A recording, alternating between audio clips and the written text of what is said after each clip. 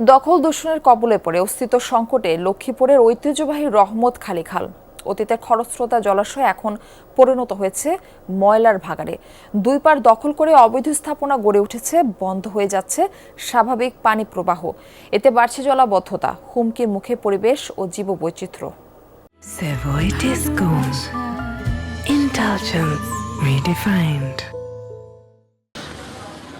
লক্ষ্মীপুরের চন্দ্রগঞ্জ থেকে মজু চৌধুরী হাট পর্যন্ত বিভিন্ন এলাকার উপর দিয়ে বয়ে গেছে রহমত খালি খাল।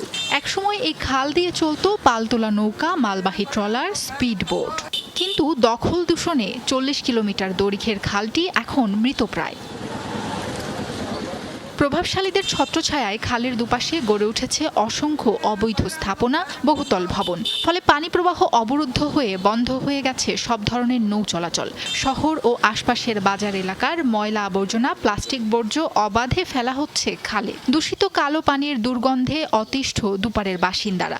সামান্য বৃষ্টিতেই জলাবদ্ধতার ভোগান্তি পোহাতে হচ্ছে নগরবাসীকে। এক সময় আমরা এখানে নৌকার থেকে ধান উঠাইতাম, নৌকাতে আবার ধান দিতাম, সার দিতাম, বহুত রকমের করতাম।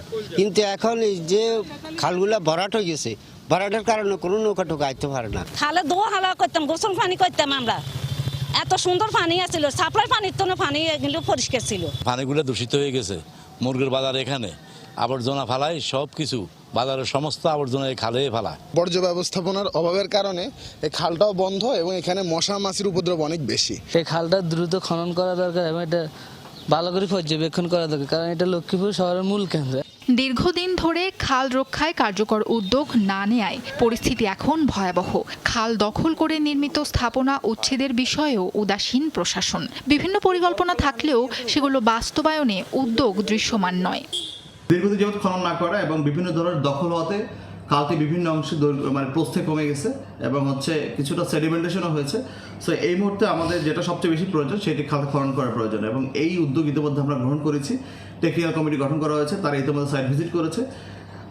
সবচেয়ে বড় কথা হচ্ছে যে এইটার খননের সাথে সাথে আমরা শহর অংশে প্রায় 3 কিলোমিটার জায়গায় আমরা বিউটিফিকেশনের কাজটা করবো আর কি।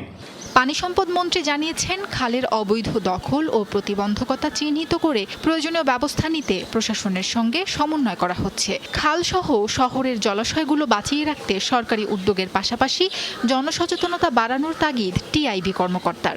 ফিজিবিলিটি স্টাডির মাধ্যমে আমরা সেটাকে সমাধান করার লক্ষ্যে কাজ করার জন্য উদ্যোগ নিয়েছি। আমরা যদি এই প্রকল্পটা হাতে নিতে পারি, আমার বিশ্বাস যে লক্ষ্মীপুরের যে জলাবদ্ধতা, যে ব্যাধি, দীর্ঘদিনের মানুষের কষ্টের জায়গা, সেখান থেকে আমরা মুক্ত হতে সক্ষম হব। জনগণকে যদি অ্যাওয়ারনেস বিল্ড আপ করা যায়, সচেতন করা যায়, তাহলে এই খালের ঐতিহ্য ফিরে আসবে এবং এই খাল দিয়ে একসময় যেভাবে এখানে নারিকেল, সুপারি, নৌকা চলাচল করত, সেরকম পূর্বের ঐতিহ্য ফিরে আসবে বলে আমরা মনে করছি। ব্রিটিশ আমলের খালটি আগের অবস্থায় ফিরিয়ে আনার দাবি স্থানীয়দের। সাবরিনা লিজা, যমুনা নিউজ।